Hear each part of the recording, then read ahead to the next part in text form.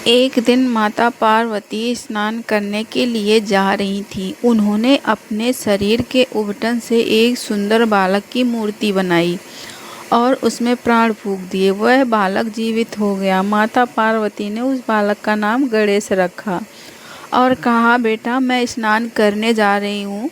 जब तक मैं बाहर ना आऊँ किसी को भी अंदर मत आने देना। गणेश जी ने कहा, ठीक है माता।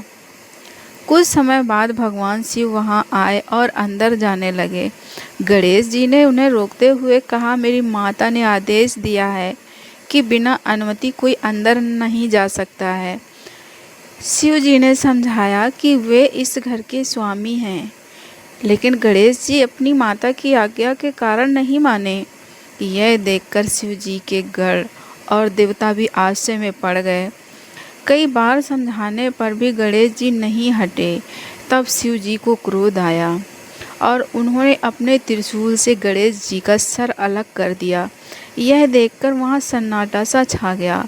जब माता पार्वती स्नान करके बाहर आई और उन्होंने अपने पुत्र को इस अवस्था में देखा तो वो बहुत ज़्यादा दुखी हो गईं और क्रोधित होकर उन्होंने कहा, यदि मेरे पुत्र को तुरंत जीवित नहीं किया गया तो वो पूरी सृष्टि को नष्ट कर देंगी।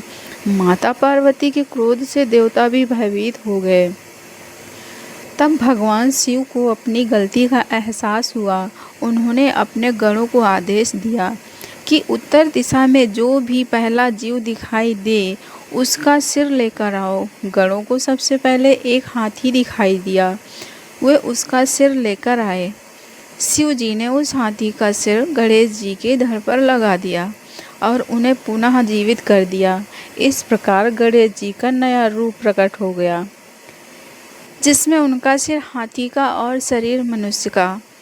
इसके बाद शिव जी ने घोषणा की कि आज से गणेश जी सभी देवताओं में प्रथम पूजनीय होंगे। कोई भी शुभ कार्य करने से पहले गणेश जी की पूजा की जाएगी। तभी से हर पूजा और शुभ कार्य में सबसे पहले भगवान गणेश की आराधना की जाती है। तो दोस्तों, यह कथा हमें यह सिखाती है कि माता पिता की आज्ञा का पालन करना बहुत महत्वपूर्ण है और सच्ची भक्ति तथा कर्तव्य पालन से व्यक्ति महान बन जाता है। गणेश जी की आज भी बुद्धि, ज्ञान और विघ्नों को दूर करने वाले देवता माने जाते हैं।